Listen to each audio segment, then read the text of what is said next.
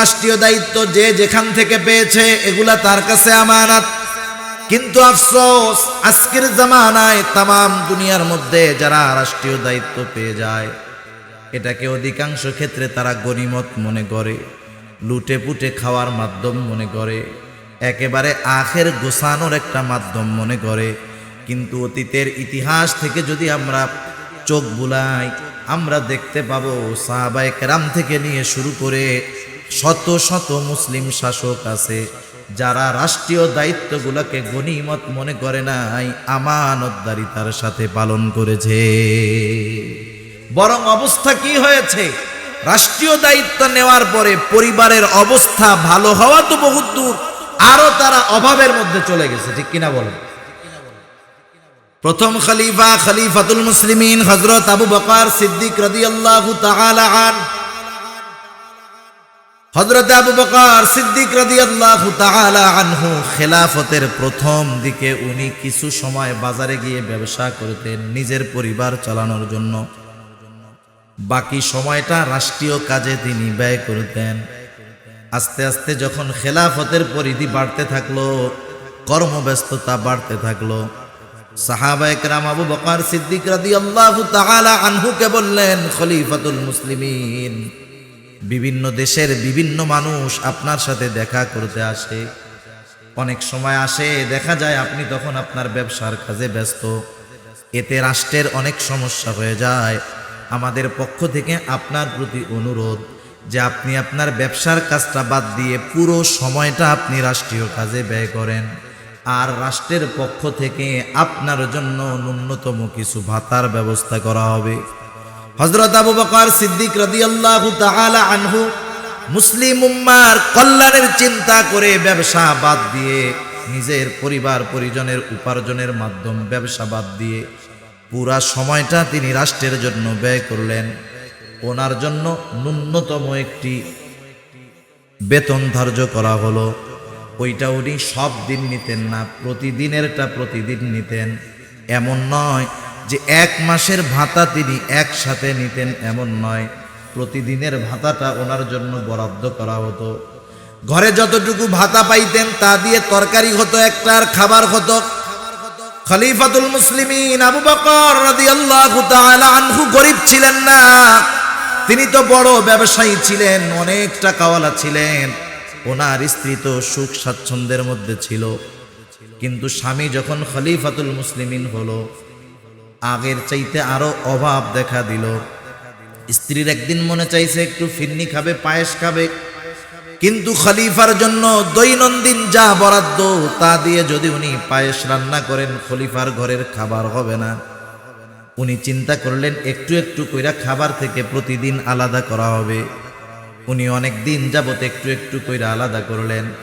বেশ কিছুদিন পর দৈনন্দিন খাবারের সাথে একটু মিষ্টি রান্না কইরা স্বামীর সামনে দেওয়া হলো। হযরত আবু বকর সিদ্দিক রাদিয়াল্লাহু তাআলা আনহু জিজ্ঞাসা করতেছে, কোথায় পাইলা এই খাবার, এই মিষ্টান্ন কোথায় পাইলা? কারণ ঘরের মালিক জানে ঘরের খবর। হযরত আবু বকর সিদ্দিক রাদিয়াল্লাহু তাআলা আনহু জানে আমার ঘরের জন্য যতটুকু খাবার বরাদ্দ আছে, যদি ঘরের খাবার রান্না করা হয় তাহলে পায়েস হবে না, পায়েস যদি রান্না করে তাহলে ঘরের খাবার হবে না। ইল্লাল্লাহ লা ইলাহা ইল্লাল্লাহ লা ইলাহা ইল্লাল্লাহ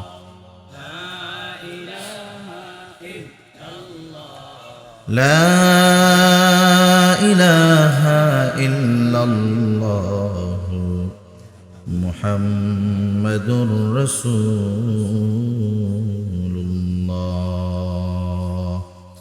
সাল্লাল্লাহু আলাইহি ওয়াসাল্লাম। আলহামদুলিল্লাহ, ঐতিহ্যবাহী বিবাড়িয়া জেলার অন্তর্গত মোহনপুর গ্রামবাসীর যুবকবৃন্দের উদ্যোগে আয়োজিত সকল মুর্দেগানের রুহের মাগফিরাত কামনায় দ্বিতীয় বার্ষিক ইসলামী মহাসম্মেলন।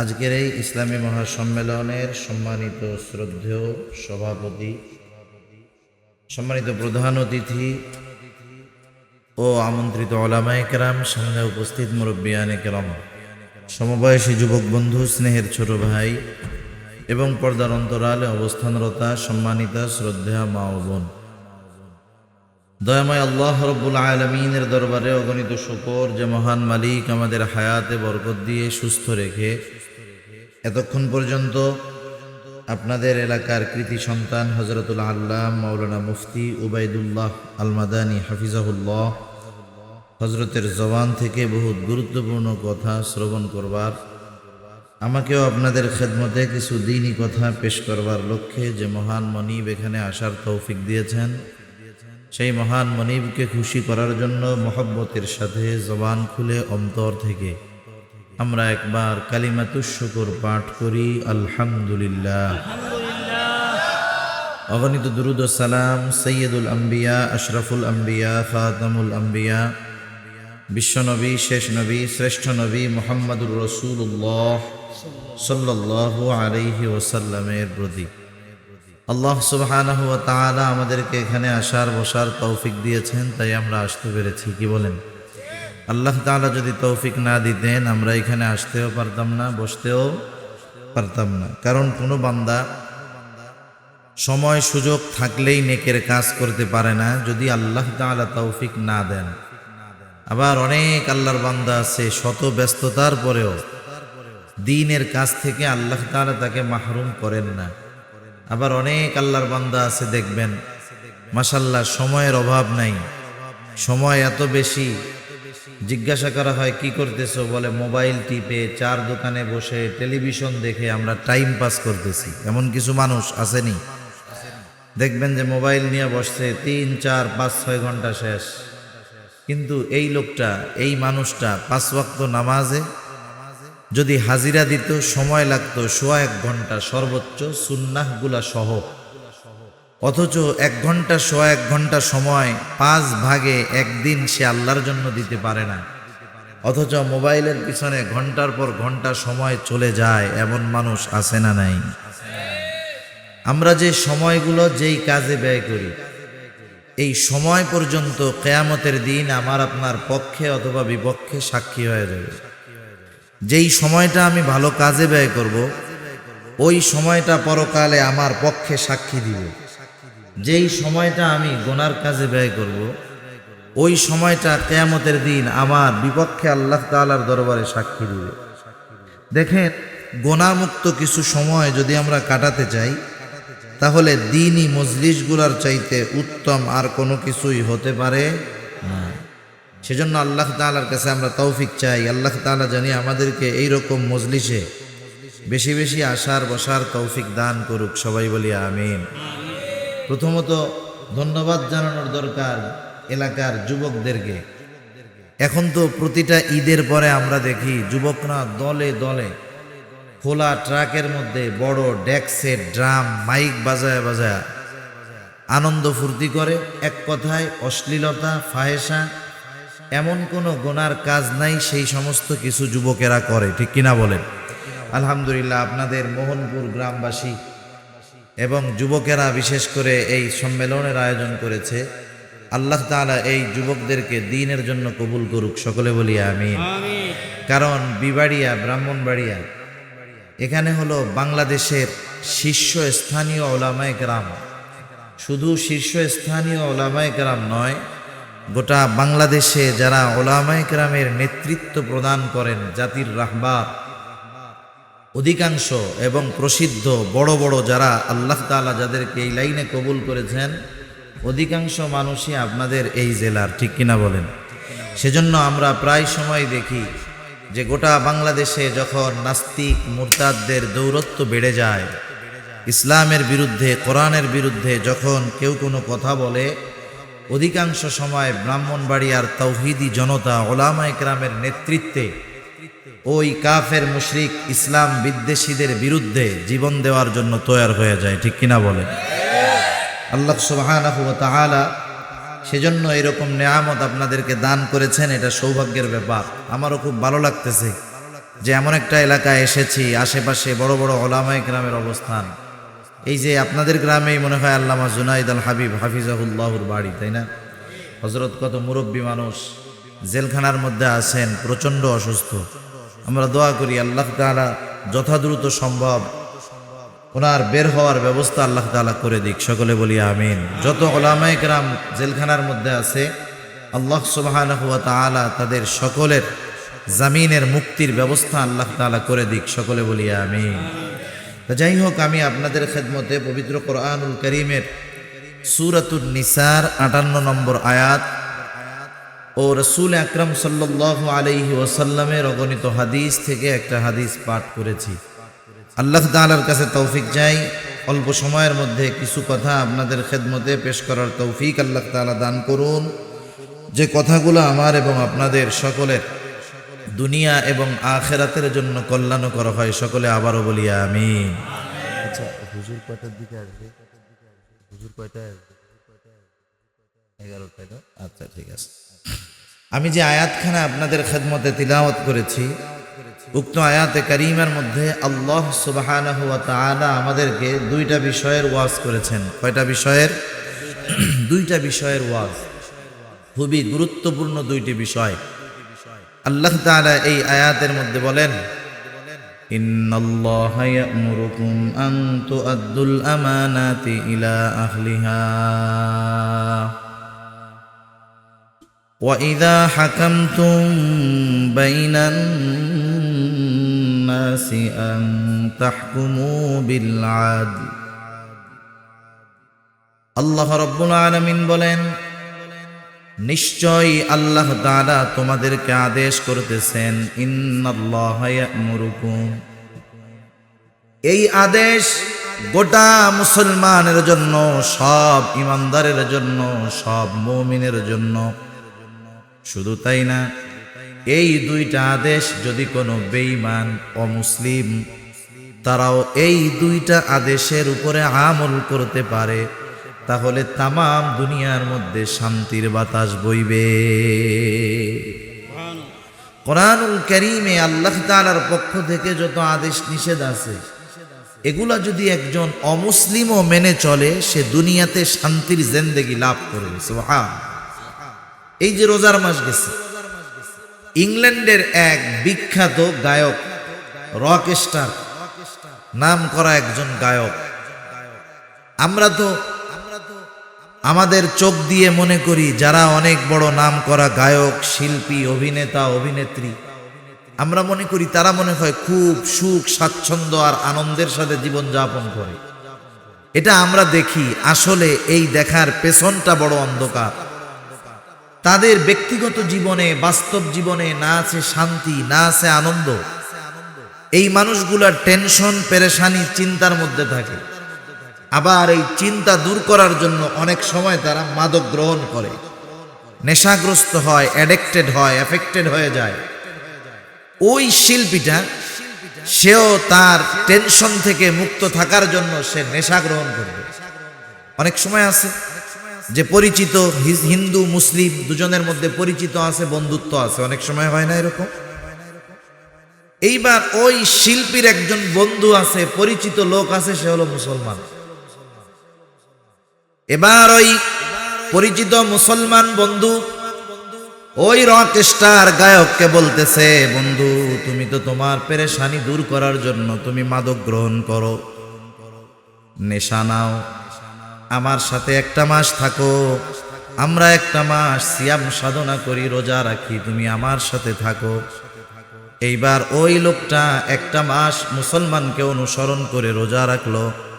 এক মাস পরে সে মিডিয়ার সামনে বলতেছে, আমি আমার অশান্তি চিন্তা দূর করার জন্য মাদক গ্রহণ করতাম, কিন্তু একটা মাস রোজা থাকার পরে আমি যেই পরিমাণ শান্তি পেয়েছি, আমার গোটা জিন্দেগিতেও আমি এত শান্তি পাই না। তাহলে আল্লাহ সুবহানাহু ওয়া তাআলার যে আদেশ নিষেধ আছে, যে কেউ মান্য করুক না কেন তার মধ্যে কল্যাণ আছে। ঈমান সহকারে যদি আল্লাহ তাআলার আদেশ নিষেধগুলা মান্য করে, তার ঠিকানা তো হয়ে যাবে জান্নাত। যদি ঈমান না থাকে, এরপরেও যদি মান্য করে, দুনিয়ার শান্তি সে লাভ করবে। এই জন্য এই আয়াতে কারিমার মধ্যে আল্লাহ সুবহানাহু ওয়া তাআলা আমাদেরকে এমন দুইটা নসিহত করেছেন, ওয়াজ করেছেন, এই দুইটা ওয়াজ নসিহত যদি আমরা সকল মানুষ মান্য করতে পারি, দুনিয়া থেকে অশান্তি, দুনিয়া থেকে দুর্নীতি সব কিছু ইনশাআল্লাহ দূর হয়ে যাবে। আল্লাহ রাব্বুল আলামিন এক নাম্বার নসিহত করলেন। আল্লাহ তাআলা বলেন, আনতু আদ্দুল আমানাতি ইলা আহলিহা। এক নাম্বার উপদেশ হলো তোমরা আমানত তার প্রকৃত হকদারের কাছে ফিরায় দাও। দুই নাম্বার আদেশ, ওয়া ইযা হাকামতুম বাইনান নাসি আন তাহকুমু বিল আদল। তোমরা যখন মানুষের মধ্যে ন্যায় বিচার আচার করবা, আন তাহকুমু বিল আদল, ন্যায় বিচার করো। এই দুইটা আদেশ কার একটু জোরে বলেন? এক নাম্বার আদেশ, আমাদেরকে আমানতদার হওয়ার কথা বলা হয়েছে। মানুষ মাত্রই আমানতদার হওয়ার দরকার। আমরা মুমিন, আমাদেরকে আরো বেশি বেশি পরিপূর্ণ আমানতদার হওয়ার দরকার। কারণ কোন ব্যক্তি যদি নিজেকে মুমিন দাবি করে আর তার মধ্যে যদি আমানতদারিতা না থাকে, আমার কথা নয়, নবীজি বলেন লা ঈমানা লিমান লা আমানাতা লা। নবীজি বলেন যার মধ্যে আমানতদারিতা নাই তার ঈমান নাই। একজন মানুষ সে নিজেকে মুমিন দাবি করে কিন্তু তার মধ্যে আমানতদারিতা নাই। সে নিজেকে দাবি করতে পারে মুমিন, কিন্তু আসলে সে প্রকৃত মুমিন হতে পারে না। কারণ আমানতদারিতা এটা হলো মুমিনের ভূষণ, আর আমানতের খেয়ানত করা এটা হলো প্রকৃত মুনাফিকের আলামত। রাসূল আকরাম সাল্লাল্লাহু আলাইহি ওয়াসাল্লাম প্রকৃত মুনাফিকের আলামতের কথা আমাদেরকে জানিয়ে দিয়েছেন। এক হাদিসের মধ্যে আসছে প্রকৃত মুনাফিকের আলামত হলো 3টা, আর এক হাদিসের মধ্যে আসছে 4টা। নবীজি বলেন মুনাফিকের 1 নম্বর আলামত ইদা হাদ্দাসা কাযাবা। মুনাফিক যখন কথা বলে মিথ্যা কথা বলে। ইদা ওয়াদা আখলাফা। মুনাফিক যখন ওয়াদা করে ওয়াদা খেলাফ করে। ইদা তুমিনা খানা। মুনাফিকের কাছে আমানত রাখা হলে আমানতের খেয়ানত করে। ওয়া ইদা তাখাসামা ফাজারা। মুনাফিকের সাথে যদি কারো তর্ক বিতর্ক হয় মুনাফিক বকাঝকা করে। এই 4টা নবীজি বলেন প্রকৃত মুনাফিকের আলামত। এখন বলেন কথায় কথায় মিথ্যা কথা বলা মানুষ আমাদের মধ্যে তো নাই, আছে? অভাব নাই। ওয়াদা খেলাফ করা এই অভ্যাস আমাদের মধ্যে তো নাই। আমানতের খেয়ানত করা এই অভ্যাস তো নাই। বকাঝকা করা এই অভ্যাস আছে না নাই? বলেন এই 4টা অভ্যাস মূলত মুমিনের না মুনাফিকের? তাহলে বুঝতে হবে প্রকৃত মুমিন যে তার মধ্যে মুনাফিকের আলামত থাকতে পারে না, আর যার মধ্যে মুনাফিকের আলামত আছে সে প্রকৃত মুমিন হতে পারে না। এজন্য মুনাফিকের যে আলামতগুলো আমাদের থেকে বের করার দরকার, বাদ দেওয়া দরকার। ওই প্রকৃত মুনাফিকের আলামতগুলোর মধ্যে অন্যতম একটি আলামত হলো আমানতের খেয়ানত করা। আমি এই একটা বিষয় নিয়েই কিছু আলোচনা আপনাদের খেদমতে করতে চাই। আমানত কত গুরুত্বপূর্ণ বিষয় যে নবীজি বললেন লা ঈমানা লিমান লা আমানাতা লা। যার মধ্যে আমানতদারিতা নাই তার ঈমান নাই। প্রথম প্রশ্ন হলো আমানত বলতে আমরা কি বুঝি? সাধারণত আমরা আমানত বলতে বুঝি আমার কাছে কেউ কোনো সম্পদ রাখলো, কেউ কোনো সম্পদ গচ্ছিত রাখলো, আমি তার সম্পদটা ফিরাইয়া দিলাম। আমি নিজেকে নিজে মনে করি বড় আমানতদার। এটা হলো আমানতদারিতার একটা অংশ। কিন্তু আমানত এটা ব্যাপক এক জিনিস, এগুলা আমাদের জানার দরকার। অধিকাংশ ক্ষেত্রে অনেক মানুষ আছে যে আমানত কোথায় কোথায় হয় সেটাও আমরা জানি না। জানার দরকার আছে না নাই? আরো জোরে বলি, আছে না নাই? কোথায় কোথায় আমানতদারিতা রক্ষা করার দরকার, আমরা যদি সেটাই না জানি তাইলে আমরা আমানতদার হব কেন? যেই কয়েকটা আমার জেহেনে আসে, মনে আসে, আমি বলবো ইনশাআল্লাহ। আল্লাহ তাআলা আমাকে আমলের নিয়তে বলবার, আমাদের সবাইকে আমলের নিয়তে শ্রবণ করবার তৌফিক আল্লাহ দান করুন। জোরে বলি আমিন। আমানত এক নম্বরে হয় কথার মধ্যে আমানত। এখন প্রশ্ন হলো কথার মধ্যে আমানত এটা কেমনে হয়? রাসূল আকরাম সাল্লাল্লাহু আলাইহি ওয়াসাল্লাম বলেন, ইযা হাদ্দাসা আর-রাজুলু সুম্মা ইলতাফাতা ফাহিয়া আমানাতুন। রাসূল আকরাম সাল্লাল্লাহু আলাইহি ওয়াসাল্লাম বলেন, যখন কোনো মানুষ কথা বলে আর এদিকে সেদিকে তাকায়, ওই লোকটা এদিকে সেদিকে তাকাইয়া যেই কথাটা বলল, নবীজি বলেন ফাহিয়া আমানাতুন, ওই কথাটাও আমানাত। স্বাভাবিক আমার আপনার কাছে অনেক সময় অনেকে ব্যক্তিগত বা গোপন কোনো কথা বলার জন্য আসে। সে চায় যে এই কথাটা আমি আপনি ছাড়া আর কেউ না শুনুক, কেউ না দেখুক। সে যখন আসবে, আসার পরে কি করবে? ডানে দেখবে, বামে দেখবে যে আশেপাশে লোকজন আছে কিনা, আমার কথাটা অন্য কেউ শুনে ফেলবে কিনা। এরপরে আস্তে আস্তে বলবে, ভাই এই কথাটা আপনারে বললাম, আপনি আর কাউরে বইলেন না। সে আর কাউকে বইলেন না এটাও বলার দরকার নাই। সে যখন কথা বলার সময় ডাইনে বামে এদিকে সেদিকে তাকাইছে, তার এই অঙ্গভঙ্গিমার মাধ্যমেই তার কথাটা আমার কাছে অটোমেটিক আমানত হয়ে গেছে। এখন বলেন, যেই কথাটা আমার কাছে আমানত হইল, আমি আরেকজনের কাছে কি বলতে পারবো? কিন্তু আমাদের অবস্থাটা পুরো ব্যতিক্রম। আমার আপনার কাছে কেউ যদি কোনো কথা বলার পর বলে, হুজুর এই কথাটা আপনাকেই বললাম, আপনি আর কাউরে কইেন না, আমি আর এই কথাটাকে হজম করতে পারি না যতক্ষণ না আমি ওই কথাটা আরেকজনের কাছে না বলি, ততক্ষণ আমার পেটের ভাত হজম হয় না। ওই লোক আমার কাছ থেকে যাওয়ার সাথে সাথে আমি খুঁজি কারে এই কথাটা কওয়া যায়। আমি একজনের ডাক দিয়ে বলি, ভাই এদিকে আসেন, শুনেন, অমুকে আমার কাছে এই কথাটা বলছে, আমাকে আর কাউকে বলতে মানা করছে, আমি শুধু আপনাকে বললাম, আপনি কিন্তু কাউরে বললেন না, ঠিক আছে? উনি কয় ঠিক আছে হুজুর। আমি সরার পরে দেখা যাবে ও আরেকজনরে খুঁজবে, জ্যাক দিয়া বলবে, হুজুর আমার এই কথাটা বলছে। হুজুর তো আর মিথ্যা কথা কইতে পারে না, আমি তোর এই কথাটা বললাম, তুই কিন্তু কাউরে কইস না। দেখা গেল কি, যে সকালবেলায় আমার কাছে একজন বলছিল, আমি আরেকজনের কাছে বললাম, দুপুর হইতে হইতে মাশাল্লাহ গ্রামের অর্ধেক মানুষ সবাই জানে, যে যারেই বলে শুধু কি কয়, যে আমি শুধু তোরে কইলাম, তুই কাউরে কইস না। ঠিক কিনা বলেন? ক্ষতিটা কি হলো একটু চিন্তা করেন, ক্ষতিটা কি? প্রথম যখন আমার কাছে বলল যে আপনি কাউরে বইলেন না, আমি যখন একজনের কাছে বলে দিলাম, তারপরে যতজনের কানে কথাটা পৌঁছাবে, যতজনের মাধ্যমে ওই কথার খেয়ানত হবে, প্রত্যেকের খেয়ানতের গুনাহ একত্রে আমার আমলনামায় যোগ হয়ে যাবে। সেজন্য খবরদার, কথার মধ্যে আছে আমানত। কেউ যদি কোনো কথা আমার কাছে বলে, খবরদার আমি এই কথাটা কারো কাছে বলবো না, হেফাজত করব। আবার বুঝতে হবে কোন কথা আমানত আর কোন কথা বলা জরুরত। মনে করেন এই কথা শুনে কেউ যদি মনে করে যে কোনো কথা যদি কেউ ডাইনে বামে তাকাইয়া বলে, তাইলে তো এটা আমানত, কারো কাছে বলা যাবে না। এখন একজন আইসা আপনার কাছে এরকম ডাইনে বামে তাকাইয়া বললো, ভাই আমি কিন্তু আজকে রাত্রে ওই বাড়ি চুরি করবো।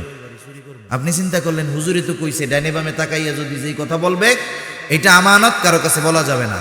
এখন নিজের আমানতদারিতা রক্ষা করতে গিয়া চুপ কইরা তখন বসে থাকা যাবে? এই ধরনের কিছু কথা আছে যে কথাগুলা বলে দেওয়াই জরুরি। যে কথা না বললে মানুষের ক্ষতি হবে, যে কথা না বললে সমাজের ক্ষতি হবে, এই ধরনের কোনো খবর, এই ধরনের কথা যখন আমার আপনার কাছে আসবে, তখন এটা বলে দেওয়া জরুরি। ওই সময়ে ওই মাসালা চলবে না যে ডানে বামে তাকাইয়া যেই কথা বলল সেটা আমানত, এই মাসালা ওই সময় চলবে না। মানুষের ক্ষতির কথা চিন্তা করে, সমাজের ক্ষতির কথা চিন্তা করে তখন ওই কথা মানুষের কাছে জানায়া দিতে হবে। বোঝা গেছে তো ইনশাআল্লাহ? সেজন্য এক নাম্বার হয় কথার মধ্যে আমানত। দুই নাম্বার, যে কোনো দায়িত্ব আমানত, সেই দায়িত্ব সরকারি দায়িত্ব হোক, বেসরকারি দায়িত্ব হোক, আমানত। একজন মানুষ সে কৃষি কাজ করে, তাকে যদি কেউ কামলা দেওয়ার জন্য নিয়োগ দেয়, এটাও কিন্তু আমানত।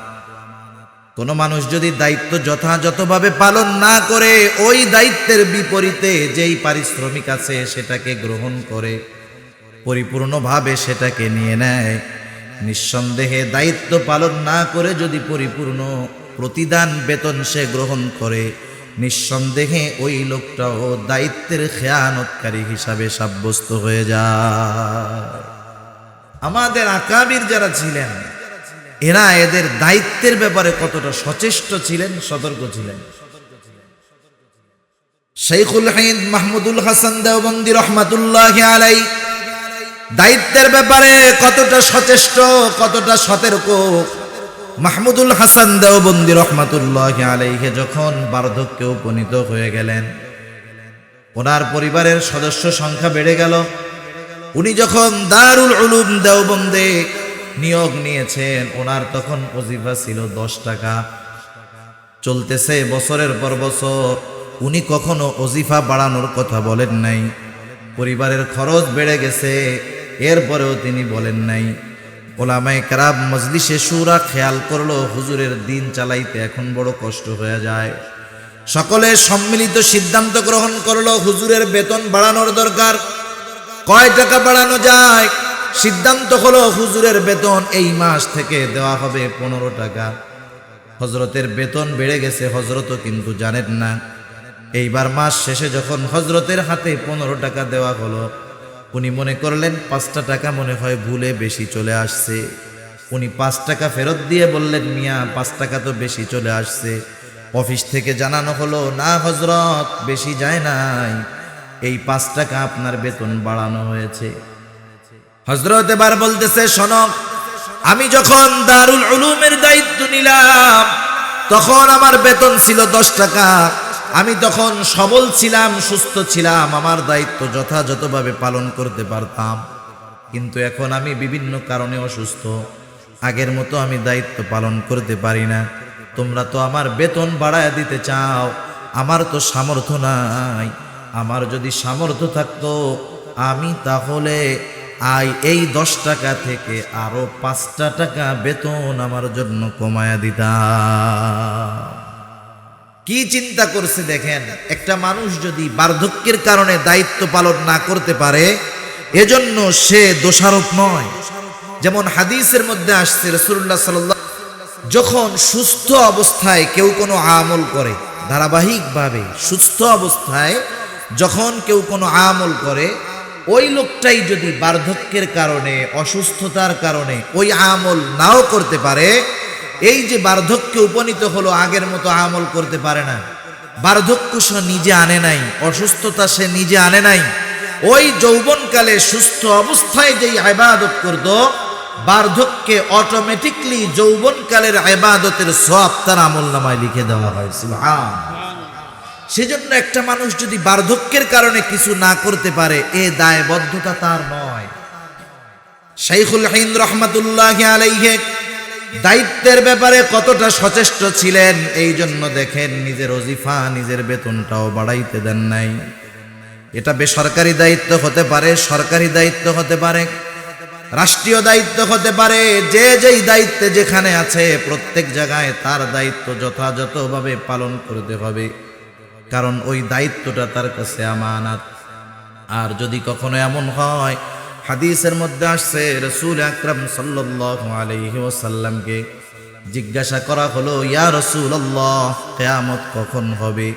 নবীজি বললেন, যখন আমানত নষ্ট করা হবে। প্রশ্নকারী জিজ্ঞাসা করলো, ইয়া রাসূলুল্লাহ, আমানত সেটা কিভাবে নষ্ট করা হয়? নবীজি তখন বললেন, যখন অযোগ্য লোককে যোগ্য লোকের দায়িত্ব দেওয়া হবে, তখন তোমরা কিয়ামতের জন্য অপেক্ষা করো। তার মানে একটা জায়গায় যোগ্য ব্যক্তির জায়গায় যদি অযোগ্য ব্যক্তিকে দেওয়া হয়, নিঃসন্দেহে সেটা আমানতের খেয়ানত এবং কিয়ামতের অন্যতম আলামত। ঠিক কিনা বলো?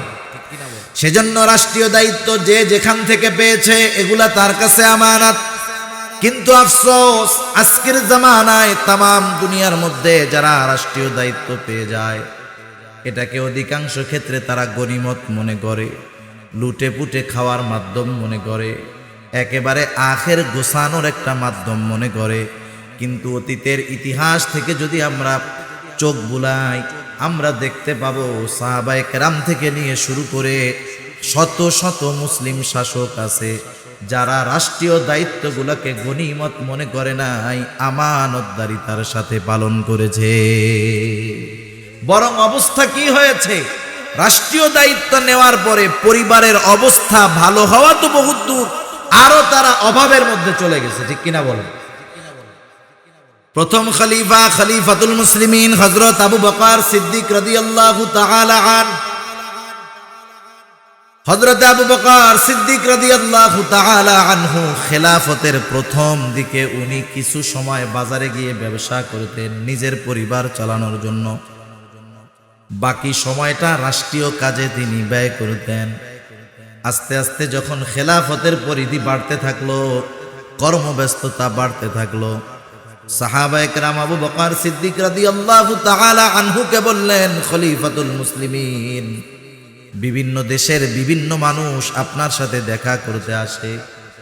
অনেক সময় আসে, দেখা যায় আপনি তখন আপনার ব্যবসার কাজে ব্যস্ত, এতে রাষ্ট্রের অনেক সমস্যা হয়ে যায়।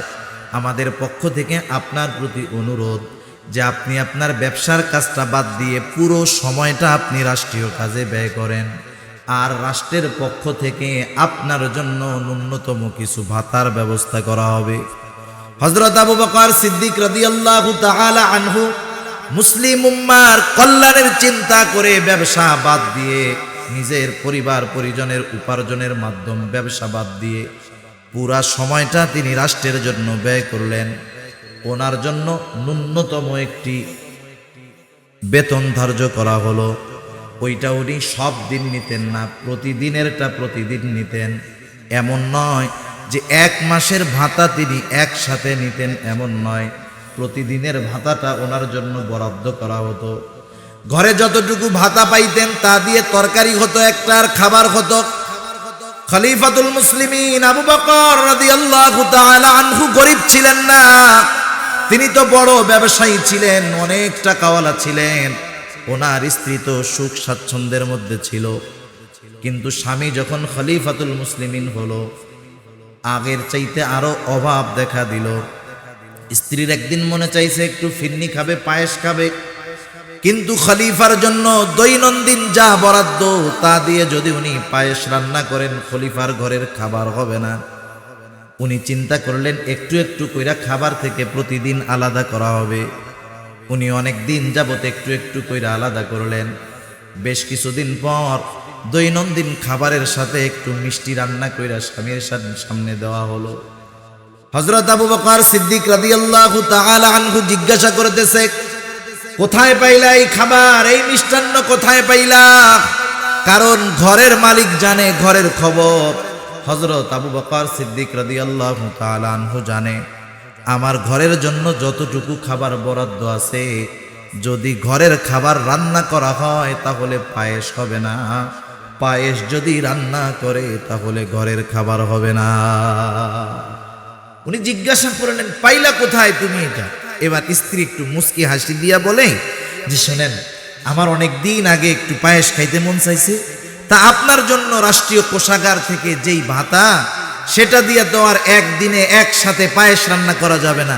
আমি প্রতিদিনকার খাবারের থেকে একটু একটু করে আলাদা করছি, একটু পরিমাণে বেশি হয়েছে, ওইটা দিয়ে আজকে রান্না করছি, আপনি খান।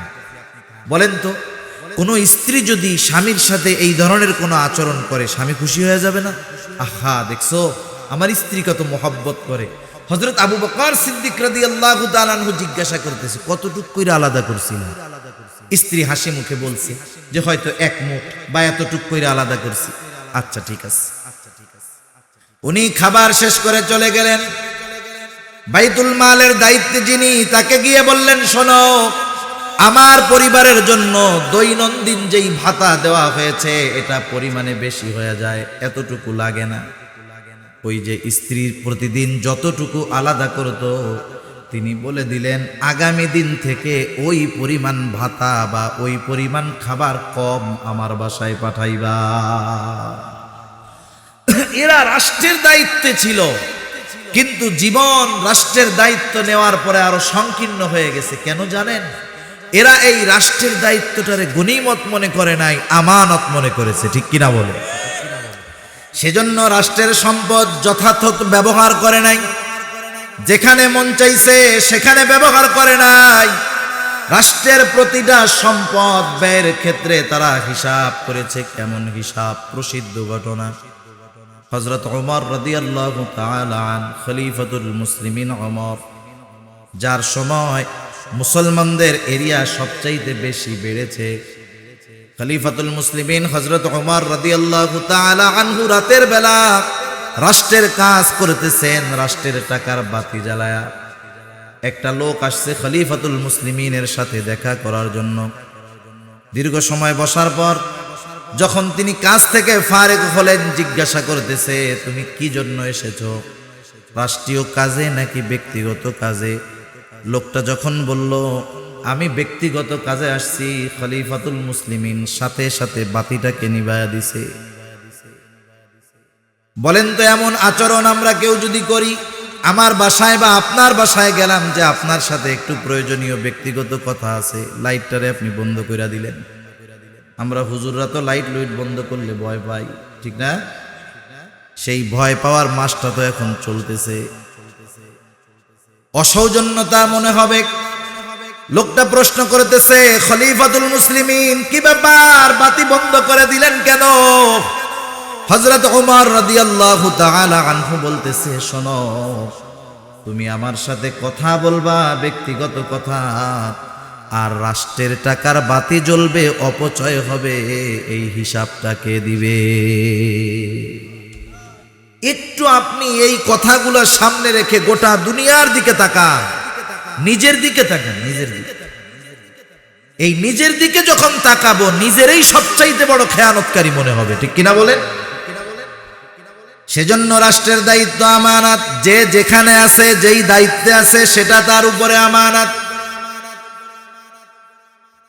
বেসরকারি যে কোনো দায়িত্ব আমানত, সময়টাও কিন্তু আমানত। কেউ যদি আমার থেকে কোনো সময় নেয়, এই সময়টা কিন্তু আমানত। আপনি অফিসে চাকরি করেন, আপনার সাথে শর্ত হলো দৈনিক সকাল 8টা থেকে বিকাল 4টা পর্যন্ত আপনার ডিউটি। আপনি যদি এই 8 ঘন্টা সময়ের মধ্যে ব্যক্তিগত কাজে কোনো সময় ব্যয় করেন, তাহলে এই সময়টাও কিন্তু আমানতের খেয়ানত হয়ে যাবে। অফিসের অনেক আসবাব আছে যেগুলো অফিসের কাজে ব্যয় করতে হবে। অফিসের আসবাব যদি ব্যক্তিগত কাজে ব্যয় করা হয়, এটাও আমানতের খেয়ানত।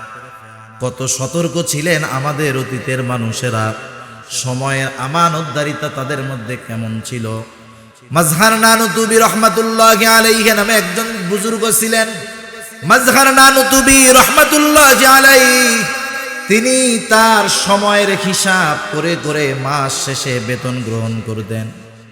একদিন ওনার কাছে একটা লোক আসছে ক্লাসের সময়।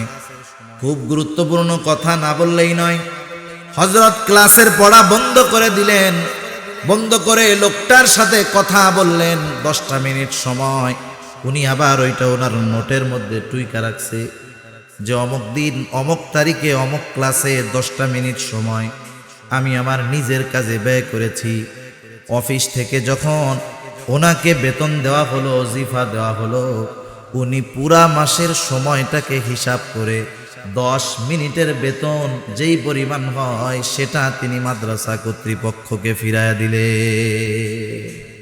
ওনারে জিজ্ঞাসা করতেছে, কি ব্যাপার হযরত, এটা কি বেশি হইছে? উনি বলতেছে, না বেশি হয় নাই। এই মাসে আমার যেই দায়িত্বের সময়, এই সময় থেকে 10টা মিনিট সময় আমি আমার নিজের কাজে ব্যয় করছিলাম, এই জন্য এই 10 মিনিটের ওজিফা আমি নিলাম না, এটা আমি দিয়ে দিলাম। সুবহান। সেজন্য কথার মধ্যে ভাই আমানত, দায়িত্ব আমানত, সময়টা আমানত। এই জানমাল আমার আপনার কাছে আল্লাহ তাআলার পক্ষ থেকে আমানত, এই জানমালটাও আমানত। এই জন্য এই জানমাল যেখানে খুশি যেভাবে খুশি ব্যবহার করা যাবে না, কারণ এই জানমালের মূল মালিক আমি আপনি নয়। বলেন তো, এই জানমালের মূল মালিক কে? আমরা যদি নিজেদেরকে মোমেন দাবি করি, তাহলে এর মালিকানা আমাদের নাই। আল্লাহ তাআলা কোরআনুল কারীমের মধ্যে বলেন, ইন্নাল্লাহা আশতারা মিনাল মুমিনিনা আনফুসাহুম ওয়া আমওয়ালাহুম বিআন্না লাহুমুল জান্নাহ ইউকাতিলুনা ফি সাবিলিল্লাহ আল্লাহ রব্বুল আলামিন বলেন, নিশ্চয়ই মুমিনের জান এবং মালকে আল্লাহ তাআলা জান্নাতের বিনিময়ে ক্রয় করে নিয়েছেন। আমাদের মালিকানা হলো জান্নাতের, আর জান মালের মালিকানা হলো আল্লাহ তাআলার। তবে আল্লাহ তাআলা বড় মেহেরবান, বড় দয়ালু। এই জানমাল আমার আপনার কাছে আমানত হওয়ার পরেও আল্লাহ রব্বুল আলামিন এই জানমালের ব্যবহার করার সুযোগও আমাদেরকে দিয়েছে। আমানতের জিনিসের ব্যবহার করার অনুমতি নাই। কেউ যদি কারো কাছে এসে বলে যে এই যে 200টা টাকা, এইটা আমি আপনার কাছে আমানত রাখলাম, যখন বলবে আমানত, যেই 200 টাকা দিল বা যেই নোটটা দিল, পুরনো হোক, ছিঁড়া হোক, নতুন হোক, ওইটাকেই সংরক্ষণ করতে হবে, ওটাকেই হেফাজতে রাখতে হবে। সে যখন চাইবে হুবহু ওই টাকাটা ফেরত দিতে হবে। আমানতের জিনিস ব্যবহার করার অনুমতি নেই। কিন্তু আল্লাহ তাআলা আমাদেরকে আমানতের জিনিস ব্যবহার করার অনুমতি দিয়েছেন। আমার জান, আমার মাল আমি ব্যয় করতে পারবো, কিন্তু নির্দিষ্ট সীমার মধ্যে। কত সুযোগ দেখেন, হাদিসের মধ্যে আসছে আল্লাহ রাসূল সাল্লাল্লাহু আলাইহি ওয়াসাল্লাম বলেন, পরিবারের জন্য যেই ব্যয় আমরা করি, স্ত্রী, সন্তান, মা বাবার জন্য ব্যয় করি না আমরা, এটা যদি অপচয় না হয়, গুনার কাজে না হয়, আপনি ভালো খাওয়ান, ভালো পড়ান, অসুবিধা নাই, আল্লাহর নবী বলেন এটাও সাদকা। সুবহানাল্লাহ। পরিবারের জন্য ব্যয় করো সাদকা, প্রতিবেশীর জন্য ব্যয় করো, উত্তম কাজ। এমনকি যদি কোনো বেধর্মী হয়, প্রতিবেশী অসুস্থ, খাবারের দরকার, তাকেও সহযোগিতা করা যাবে, কোনো অসুবিধা নাই।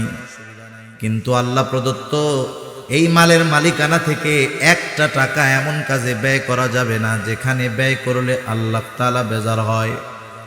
এই দেহ দিয়ে আপনি মানুষের কল্যাণে ব্যয় করেন, নিজের জীবনটাকে আল্লাহর জন্য উৎসর্গ করে দেন, কোনো অসুবিধা নাই। কিন্তু আমার শ্রম, আমার শক্তি যদি এমন কাজে ব্যয় হয় যেই কাজে গুনাহ হয়, আল্লাহ বেজার হয়, তাহলে আমানতের খেয়ানত হবে। এই জন্য এই জানমালটা আমার আপনার কাছে আমানত। শুধু তাই না, আল্লাহ রব্বুল আলামিন শরীয়তের যত বিধিবিধান দিয়েছেন, ওই শরীয়তের বিধিবিধান আমাদের কাছে আমানত। আল্লাহ রব্বুল আলামিন কোরআনুল কারীমের মধ্যে বলেন, ইন্না আরাদনাল আমানাতা আলাস সামাওয়াতি ওয়াল আরদি ওয়াল জিবাল ফাআবাইনা আন ইয়াহমিলনাহা ওয়া আশফাকনা মিনহা ওয়া হামালাহাল ইনসান। আল্লাহ রাব্বুল আলামিন বলেন, আমি এই আমানত আসমানের কাছে, জমিনের কাছে, পর্বতের কাছে পেশ করলাম। তারা এই আমানত বহন করতে অস্বীকার করলো, ভীত সন্ত্রস্ত হয়ে গেল। ওয়া হামালাহাল ইনসান, মানুষ এই আমানতকে বহন করলো। সেই আমানত কি? মুফাসসিরিনে কেরাম বলেন, সেই আমানত হলো কোরআন, সেই আমানত হলো আল্লাহ প্রদত্ত বিধিবিধান। যত বিধি নিষেধ আছে, এক কথায় শরীয়তের সব হুকুম আহকাম, এটা আল্লাহর পক্ষ থেকে আমানত। যেমন নামাজ, নামাজ নামাজ পড়তে হবে, আদেশটা কার? আরো জোরে বলি কার? আল্লাহ তাআলার আদেশ। দেখেন, নামাজ পড়া ফরজ। কেউ যদি নামাজ না পড়ে, নামাজ না পড়ার একটা গুনাহ হবে। দ্বিতীয়ত, আল্লাহ তাআলা নামাজ পড়ার আদেশ করেছিলেন, এই আদেশটা ছিল আমানত। এই আদেশ অমান্য করার কারণে আমানতের খেয়ানত হলো, না পড়ার গুনাহ হইল, আমানতের খেয়ানত হলো। অনুরূপভাবে প্রত্যেকটা বিষয় এমন, শুধু যে আমলের ক্ষেত্রে, শরীয়তের বিধিবিধানের ক্ষেত্রে যে আমানত তা না, অঙ্গ প্রত্যঙ্গের ক্ষেত্রেও আমানত আছে। যখন আমি একটা গুনাহ করি, প্রত্যেকটা গুনাহ খেয়ানত। চোখের গুনাহ করতেছি, খেয়ানত। এজন্য আল্লাহ তাআলা বলেন, ইয়ালামু খাইনাতাল আয়ুন ওয়া মা তুখফিস সুদূর। চোখের কি খেয়ানত করি আমরা? চোখ দিয়ে কি গুনাহ করি, কি খেয়ানত করি, কি দেখি? যদি খেয়ানত হয়, তাহলে সব আল্লাহ তাআলা জানেন তো জানেন। ওয়া মা তুখফিস সুদূর, আমি অন্তরের কি খেয়ানত করি তাও জানেন কে? সেজন্য এই বিষয়গুলা যদি আমরা সামনে রাখতে পারি, তাহলে আমাদের খেয়ানতের, ওই মুনাফিকের যে আলামত, আমানতের খেয়ানত করা, ওখান থেকে বেঁচে থাকা সহজ হবে, আর প্রকৃত মুমিন হওয়া যাবে। হাদিসের মধ্যে রাসূল আকরাম সাল্লাল্লাহু আলাইহি ওয়াসাল্লাম চারটি বিষয়ের উপদেশ দিয়েছিলেন, যেই হাদিসখানা আপনাদের খেদমতে পাঠ করেছিলাম। ওই হাদিসের মধ্যে নবীজি বলেছিলেন, আরবাউন ইদা কুন্না ফিকা ফালা আলাইকা মা ফাতাকা মিনাদ দুনিয়া। চারটি জিনিস এমন, যদি তোমাদের কারো মধ্যে এই চারটি জিনিস থাকে, ফালা আলাইকা, এই চার জিনিস তার মধ্যে আছে, তার আর কোনো কিছু নাই। নবীজি বলেন, মা ফাতাকা মিনাদ দুনিয়া, এই চার জিনিস তার কাছে যদি থাকে, তার মধ্যে যদি থাকে, দুনিয়ার কোনো কিছু তার হাত ছাড়া হবে না। ওই চার জিনিসের প্রথমটার নাম হলো আমানতের হেফাজত। আর আল্লাহ তাআলাও দুইটা নসিহতের প্রথম নসিহতে বললেন যে তোমরা আমানত তার প্রকৃত হকদারের কাছে ফিরায় দাও। আর নবীও বললেন চারটি গুণের এক নম্বরটা হলো আমানতের হেফাজত। দুই নম্বর নবীজি বলেন সিদকু হাদিসিন, সত্য কথা বলা, সত্যবাদী হওয়া। সত্য বলা মুমিনের ভূষণ, আর মিথ্যা বলা মুনাফিকের আলামত। কারণ নবীজি বলেন মুনাফিক কথায় কথায় মিথ্যা কথা বলে, আর মিথ্যা কথার ক্ষেত্রে কতটা জঘন্য বিষয় হয়ে যায় দেখেন। অনেক সময় আমরা কিন্তু আমাদের ছোট ছোট বাচ্চাদের সাথেও মিথ্যা কথা বলি। খবরদার, এটাও কিন্তু করা বৈধ নয়। অনেক সময় আমাদের পরিবারে বিষয়টা এমন হয়, ছোট একটা বাচ্চা গ্লাস ভেঙে ফেলছে, কাপ ভেঙে ফেলছে, মা রাগ হয়ে গেল, বাচ্চাটাকে বলে এই তুমি কি কাজ করেছো। বাচ্চা মায়ের ধমকে ভয় পেয়ে দূরে চলে গেল। মার তো মেজাজটা গরম, এইবার বাচ্চাটারে বলতেছে এদিকে আয়, কিছু বলবো না। যখন মায়ের কথায় বাচ্চাটা মায়ের কাছে ফিরে আসে, মা এইবার তার রাগের জালটা পিটাইয়া মিটায়। আছে না নাই? কোনো মা কোনো বাবা যদি কোনো বাচ্চার সাথে একদিন দুই দিন তিন দিন এরকম করে, এক সময় ওই বাচ্চা কি চিন্তা করবে জানেন? যে আমার মা আলো মিথ্যা কথা করে, আমার বাপ মিথ্যা কথা বলে, যাওয়া যাবে না। কয়েকদিন পরে যখন ওই এক অপরাধ করবে, যখন মা ডাকবে এদিকে আসো কিছু বলবো না, তখন ওই বাচ্চা বলবে না না যাবো না, তুমি মিথ্যা কথা কাও, গেলে মারবা। তার মানে ক্ষতিটা কি হলো একটু চিন্তা করেন। ক্ষতিটা হলো যে আপনি আপনার বিশ্বাস ওই বাচ্চার অন্তর থেকে নষ্ট করে দিয়েছেন। আর নবীজি বলেন, এক হাদিসের মধ্যে আসছে, শিশুকালের শিক্ষা হলো পাথরে খোদাই করার মতো। ছোটবেলায় সে যদি তার মা বাবাকে অবিশ্বাস করে, মিথ্যাবাদী মনে করে, এর প্রভাব বড় হওয়ার পরেও থাকবে। সেজন্য কখনো ছোটদের সাথেও মিথ্যা কথা বলা যাবে না। রাসূল আকরাম সাল্লাল্লাহু আলাইহি ওয়াসাল্লামের কাছে একদিন একজন মহিলা আসলো তার ছোট একটা বাচ্চাকে নিয়ে। বাচ্চাটা হাত থেকে ছুটে গেছে, দূরে চলে গেছে, ডাক দিচ্ছে আসে না। এইবার মা হাতের মুঠটা পাকায় বলতেছে আব্বু এদিকে আসো। বাচ্চা এবার মনে করলো নিশ্চয়ই আমার মা আমাকে কোনো মজা দিবে, খাবার দিবে। বাচ্চাটা দৌড় দিয়ে আসলো। নবীজি খেয়াল করতেছেন বাচ্চাটার সাথে মা কি করে। এইবার মহিলা হাতের মুঠটা খুলে বাচ্চার হাতের মধ্যে একটা খেজুর দিয়ে দিল। এরপরে নবীজি ওই মহিলাকে উদ্দেশ্য করে বললেন, এই মহিলা শোনো, তুমি যদি ওই বাচ্চার হাতের মধ্যে কিছু না দিতা, তুমি মিথ্যাবাদী বলে গণ্য হয়ে যেতা। সেজন্য ছোটদের সাথেও মিথ্যা কথা বলার কোনো সুযোগ নাই। হুজুর আসছে, মাশাআল্লাহ, হুজুর চলে আসছে, হুজুর চলে আসছে। আপনারা বসেন, যারা দাঁড়ায় আছেন বসে পড়েন, 1 মিনিট আমি শেষ করে দিচ্ছি কথা। তাহলে ছোটদের সাথেও মিথ্যা কথা বলার কোনো সুযোগ নাই। এই বিষয়গুলো আমরা খেয়াল রাখবো। 1 নাম্বার যেই দুইটা বিষয় আমরা আলোচনা করলাম, হিফযু আমানাতিন, আমানতের হেফাজত করা। জীবন চলে যায় যাক, তবু আমানতের খেয়ানত হবে না। 2 নাম্বার, সব সময় আমরা সত্য কথা বলবো। আল্লাহ সুবহানাহু ওয়া তাআলা